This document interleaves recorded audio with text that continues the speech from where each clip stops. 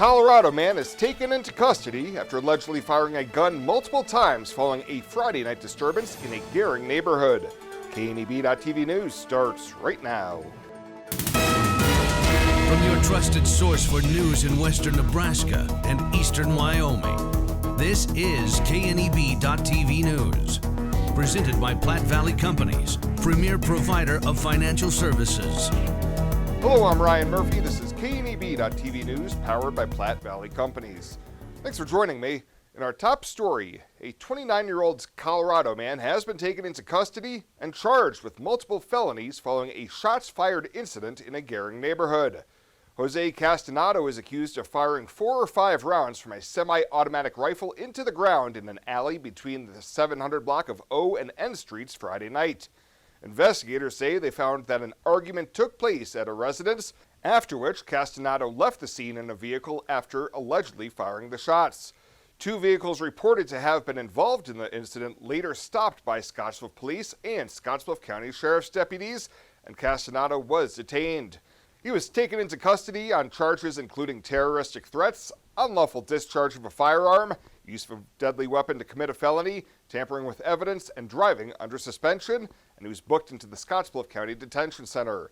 He was scheduled to make his first appearance on the charges today in Scottsbluff County Court, with bonds set at $70,000 at 10%. Well, a line of fast-moving storms swept through eastern Wyoming and the Nebraska Panhandle late Saturday afternoon, bringing brief heavy rains and sustained high winds that left damage and injuries in its wake. A man and a woman riding a motorcycle on Highway 26 by Mitchell were struck by metal debris from a residential roof just east of Mitchell around 5:40 p.m. The impact caused them to be thrown off the vehicle, and both were taken to Regional West with injuries. Damage was scattered, with a number of trees toppled by winds reaching 73 miles per hour, with several reported hitting houses in Scottsbluff, as well as one that partially blocked traffic southbound on Avenue I, south of 18th Street. A number of roofs were observed to have been pulled off of their structures, including at the former Stable Club that houses R&S Auto, and a welding shop and mobile home in McGrew. The winds were also strong enough to apparently topple the temporary shipping container structure that was holding the screen used for the Midwest Theater's pop-up drive-up. High winds were also responsible for a number of power outages in the region, as lines slapped together are arced with the arrival of the storms. In Scottsbluff, NPPD officials reported about 3,300 customers were left without power. Crews had to wait for the storm to pass before starting repairs. And in Bayard, crews spent the better part of Sunday working to get power restored to its customers as well. Well, straight ahead, Bill Boyer will tell us if another round of severe weather is in the mix for our full week forecast. We'll have that right after this on KNEB.TV News. Local lending. We're here for you from start to finish. Keeping money in our economy. Supporting local jobs. Giving back to our community. Investing in entrepreneurship. Making our quiet towns a destination. At Platte Valley Bank, we support local because we are local. Start your spring right with Compliments for you and your home. Compliments wants to help you get dressed for all your spring events, whether you're the mother of the bride, at your son's graduation, or looking for a great dress for a special event. Compliments has got a look for you. While at Compliments, look for a new style or give it as a gift. With great new home decor, now is the perfect time to spruce up your home. Compliments for you and your home. 1708 Broadway, beautiful downtown Scottsbluff.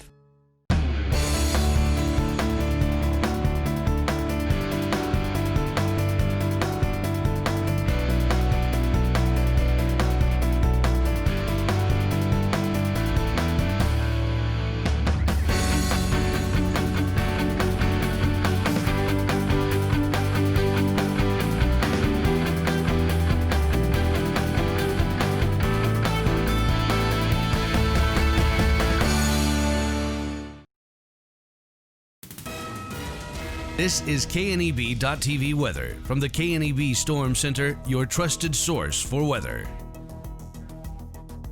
We're going to be dealing with partly cloudy skies over the next several hours, but more importantly, thunderstorms and rain developing. It'll hold through the area through the evening hours and into early tomorrow morning. Looks like we'll see winds in that 20 to 30 mile an hour range overnight tonight. So it is going to be windy and rainy overnight. Temps much cooler tomorrow before things dry out on Wednesday, and then it is going to turn warmer again for next week. 93 yesterday after a morning low of 49. We weren't nearly that warm today. Nothing in the rain gauge, only picked up a trace over the weekend from those gusty thunderstorms. And look where the last 7 days, or 14 days, have been, really. We've been above normal with temperatures almost consistently for the last 14 days, with highs in the 80s and 90s, and we're going to trend the other direction as we get cooler for one day tomorrow before things warm back up again. You can really almost see perfectly drawn out here on radar, right, or on our current temperature map, that there's a cold front that's snaked across the area here. It's causing those temperatures to be cooler off to the east, or the west of those, and behind that cold front. And sure enough, you can see here in our region is we have temps down into the 70s and 80s for the most part. But look at back around Wheatland at 59, Cheyenne at 60 right now. Winds kind of gusty over there as well in that 20 to 30 mile an hour range, and we actually see winds will increase here as we go through the evening.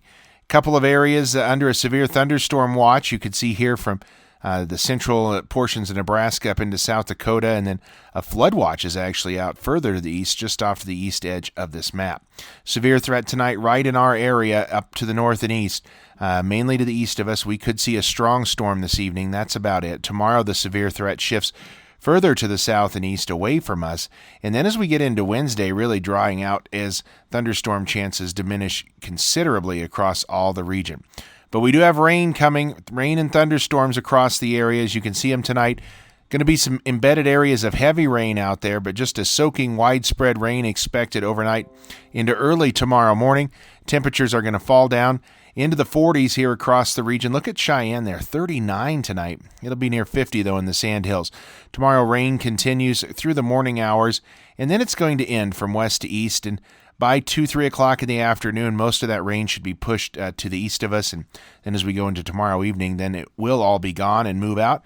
And we have a clear sky overnight, Tuesday night into early Wednesday morning. Low temperatures, or high temperatures tomorrow, rather, going to be much cooler. These look more like lows have been the last few nights, with lows, highs only in the upper 50s and low 60s across the region. It is going to be much cooler.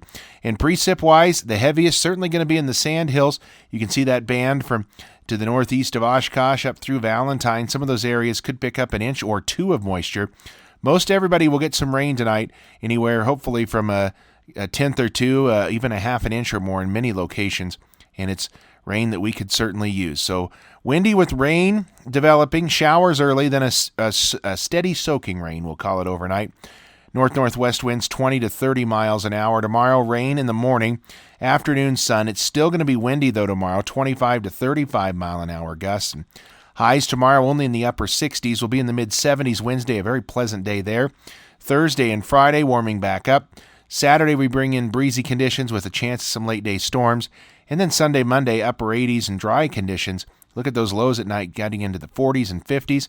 It's really going to be a pretty comfortable stretch of weather here over the next 7 days. This is Brad, president of Allo Communications. At Allo and across the nation, the way we connect is changing and growing. Our connections to family, colleagues, and the community become more meaningful each day. Allo's fiber network was built for growth. We have the bandwidth to handle the changing needs of today, tomorrow, and for years to come. We'll continue to invest in the towns we serve, in our team, and in our technology to be ready for the future. We build our network for you, our neighbors, and together we'll stay connected. As farmers make plans to return to their fields for spring planting, we urge farmers to be alert to the dangers of working near overhead power lines. Electricity is one of the most overlooked, yet deadly hazards of working on a farm. Beware of increased height when loading and transporting equipment on trailers. Avoid raising the arms of planters or cultivators or raising truck beds near power lines. So let's take extra caution this spring planting season. This message brought to you by Chimney Rock Public Power District, your Touchstone Energy partner, the power of human connections. This This year, W2 means we double. Reganis Auto Center will double your down payment on any pre-owned vehicle on their lot. Turn $500 into $1,000. Turn $1,500 into $3,000. Use that money to get out of your lease or a vehicle you owe too much on, or to lower your monthly payments. For a limited time only, double your down payment only at Reganis Auto Center on East Overland and East 27th Street in Scotts Bluff. Your volume discount dealer. Welcome back. Unified Command has confirmed 11 new positive COVID-19 cases in the Panhandle, with all of the cases being located in Scotts Bluff County. The breakdown of cases includes a girl under the age of 10, 3 females in their teens, 4 in their 20s, 1 woman in her 30s, and 1 male in his 30s, and 1 woman in her 40s. Through Sunday evening, the Panhandle has 178 positive cases, including 88 recoveries. The 90 active cases include 83 in Scottsbluff County, 4 in Gardner County, 2 in Cheyenne County, and 1 in Morrill County. On the statewide level, Nebraska health officials say the state now has more than 15,000 cases of COVID-19, and 188 deaths have been linked to the coronavirus outbreak. The State Department of Health and Human Services said Sunday that even as the case numbers have continued to rise, Nebraska's hospitals have had the capacity to treat COVID-19 patients. The state says 44% of the intensive care beds and 77% of the ventilators remain available at Nebraska hospitals. For most people, the coronavirus cases have had caused mild or moderate symptoms that clear up within weeks. But for others, the highly contagious virus can cause severe symptoms and even be fatal. And the Festival of Hope has been awarded a $50,000 donation from the Carol A. Fuller Charitable Foundation. Foundation executor Tim Dean says they've donated $200,000 to the Festival of Hope, but this year's donation almost didn't happen as they had planned to focus the funding in a different direction. However, after the coronavirus pandemic caused the cancellation of the 2020 Festival of Hope, Dean says they could not turn their backs on the event. Dr. Vince Buerling said that the need has been just as big or bigger this year, and the gift will go a long way in helping a lot of people. Well, straight ahead, Chris Cottrell will be in with the latest from the sports desk. He'll have that right after this on KNEB.TV News. Are you looking for the perfect place to hold a wedding, family reunion, holiday office party, or business meeting? Well, look no further. The Hampton Inn and Suites Hotel and Conference Center is just the place for you. We're a full-service banquet facility that can host up to 400 of your guests. Stop in and see our spacious open-concept meeting rooms and begin planning your special event or family gathering today. Let us do the work for you so you can enjoy your guests. For personal service, stop by the Hampton Inn and Suites front desk. For the past 44 years, Platte Valley Vacuum and Sewing has been serving the WIFI area. That's quite a long time. At Platte Valley Vac and Sew, you'll find quality sewing machines, quilting and embroidery machines, even sergers from name brands such as Pfaff and Baby Lock, both known for their well-made machinery. Keep in mind you'll receive one-on-one lessons with your machine purchase. Platte Valley Vac and Sew also offers a fine selection of 100% cotton quilting fabrics and a great selection of threads and notions to assist you in most any quilting or embroidery project you might have. For all your sewing machine quilting needs, stop by Platte Valley Vac and Sew, downtown Scotts Bluff. Home buying is filled with decisions. Neighborhood, floor plan, fenced yard. Make one choice that's easy. Start with FNBO first. We'll guide you home. Home buying is filled with decisions. Square feet, fixer-upper, room to grow. Make one choice that's easy. Start with FNBO first. We'll guide you home.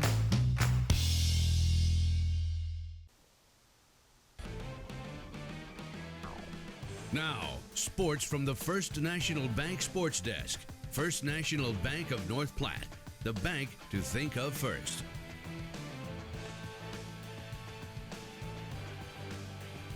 Well, those baseball-centric updates continue here at the desk. A casual Monday here at the sports desk to open up a brand new work week. A week ago, it was the return of Legion Baseball as we caught up with the Gering program and their coaches. Then Thursday, Chuck Heeman was on board, breaking down the return of the Expedition League and Pioneers Baseball for this summer. Today, we're over to Cleveland Field, where last week Wesco Zephyrs head coach Jeremiah Luber was ready to get things underway for his Legion program.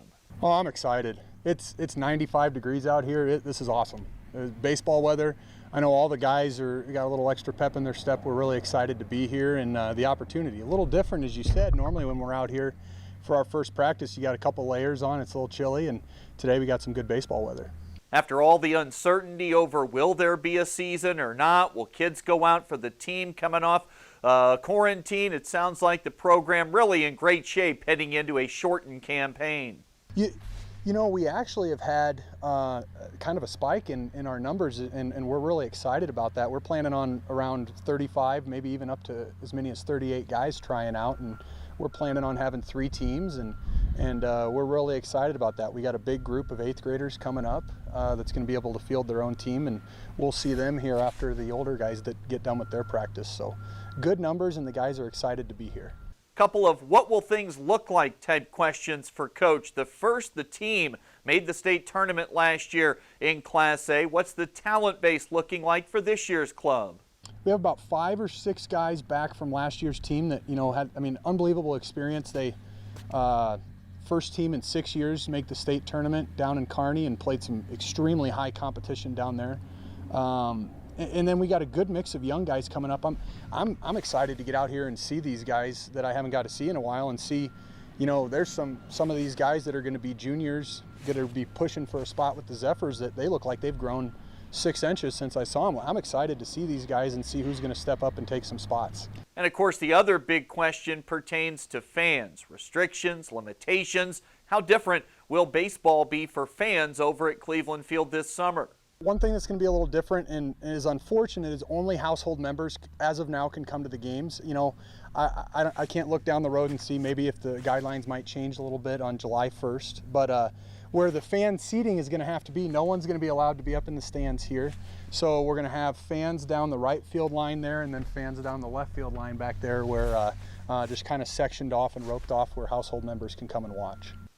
The Wesco Zephyrs plan on opening up on the road against Wheatland a week from Thursday. That'd be the 18th, while the Express Juniors get Buckley and Fort Morgan on the road on Saturday the 20th. That'll do it for today. The latest from right here at the FNBO TV Sports Desk. I'm Chris Cottrell. Ryan coming back with more right after this here on KNEB.TV.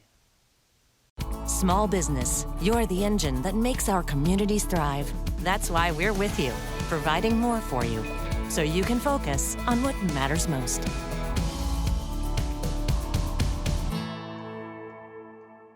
Small business, you're the engine that makes our communities thrive.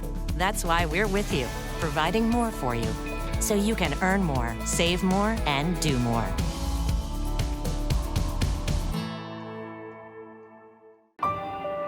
I've struggled with my weight since I was 13, but weight loss surgery changed my life. I've lost 120 pounds, 80 inches, and gained a whole new outlook on life. Weight loss surgery may be the answer to your weight and health problems. Regional West offers the support of skilled surgeons and a dedicated bariatric team for your journey to a healthier you. Learn more about weight loss options at Regional West. It's time for a new you. When it comes to helping local folks with the loans and financial advice they need, we don't horse around. Our only goal is to help you and your family achieve your financial goals with the right loans and savings products. So if you want to bank with people that care about you and your financial needs, stop by or give us a call. First State Bank. We're big on you. Member FDIC. Online at fsbcentral.com. Well, let's take a look what's happening on today's community calendar.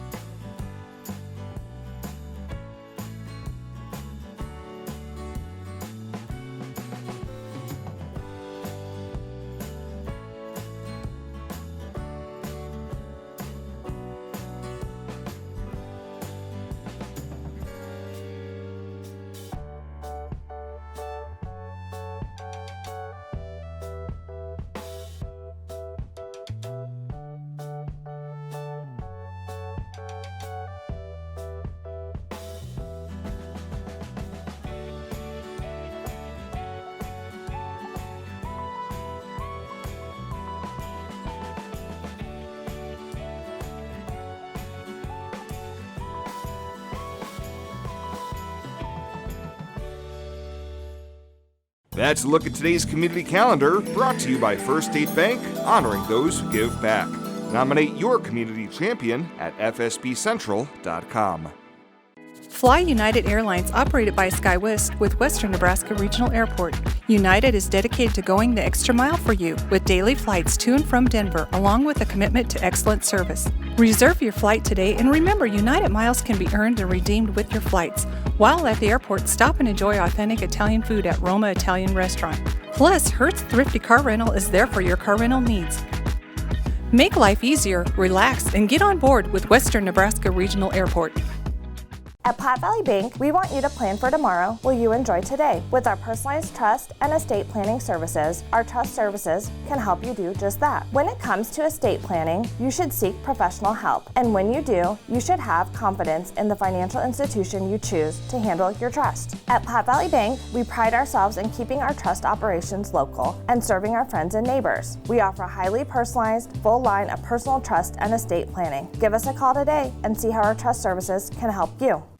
And finally tonight, as Riverside Discovery Center moves closer to completing a spectacular new exhibit, a large associated structure was being delivered to the zoo this morning.